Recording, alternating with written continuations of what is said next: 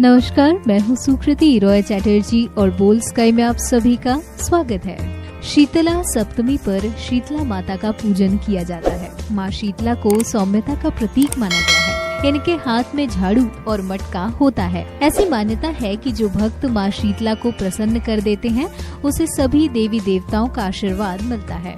माँ शीतला का वाहन गधा है। साथ ही उनके हाथ में झाड़ू सफाई का प्रतीक है और माँ के दूसरे हाथ में रखे मटके में हजारों देवी देवता वास करते हैं। इन्हें रोगों को दूर करने वाली माता माना गया है। शीतला सप्तमी व्रत कथा। एक बार शीतला सप्तमी के दिन एक बुढ़िया और उसकी 2 बहुओं ने व्रत रखा। उस दिन सभी को बासी भोजन ग्रहण करना था, इसलिए पहले दिन ही भोजन पका लिया गया था। लेकिन दोनों बहुओं को कुछ समय पहले ही संतान की प्राप्ति हुई थी।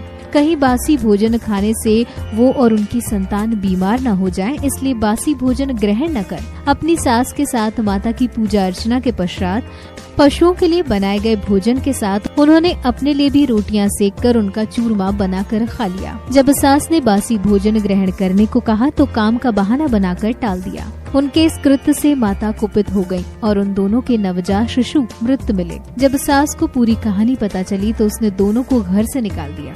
दोनों अपने शिशु के शवों को लिए जा रही थी कि एक बरगद के पास रुक विश्राम के लिए ठहर गईं।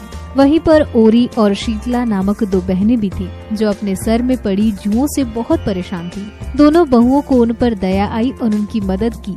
सर से जुए कम हुए तो उनके कुछ चैन मिला और बहुओं को आशीष दिया कि तुम्हारी गोद हरी हो जाए। तब बहू ने बताया